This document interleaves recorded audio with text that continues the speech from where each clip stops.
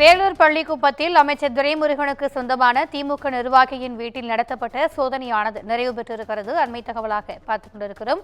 திமுக நிர்வாகி பூஞ்சோலை சீனிவாசன் வீட்டில் காலை முதல் நடைபெற்ற சோதனையானது நிறைவு பெற்றிருக்கிறது. இந்த சோதனையில் சில முக்கிய ஆவணங்களை அதிகாரிகள் கைப்பற்றி எடுத்துச் சென்றதாக தகவலும் வெளியாகியிருக்கிறது. கூடுதல் விவரங்களை எமது செய்தியாளர் ஜான்சன் வழங்க கேட்கலாம். வணக்கம் ஜான்சன், இந்த சோதனை நிறைவு குறித்தான கூடுதல் விவரங்கள். வணக்கம் திவ்யா.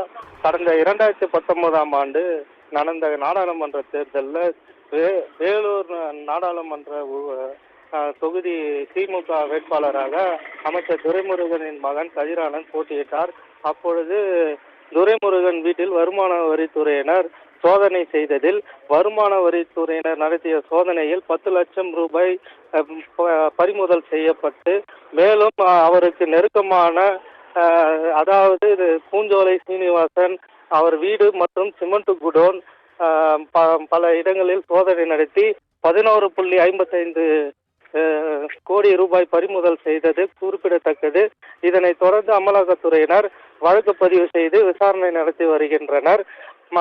அதே போல பள்ளிக்குப்பம் பகுதியில் உள்ள பூஞ்சோலை சீனிவாசன் வீட்டில் காலை முதலே அமலாக்கத்துறையினர் சோதனை செய்து வந்த நிலையில சோதனை முடிவு பெற்றது.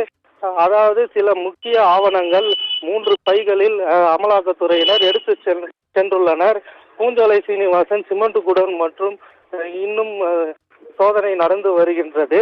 மேலும் தற்பொழுது வேலூர் நாடாளுமன்ற உறுப்பினர் கதிரானந்த் வீட்டில் சோதனை நடந்து வருகிறது என்பது குறிப்பிடத்தக்கது. கூடுதல் விவரங்களுக்கு நன்றி ஜான்சன்.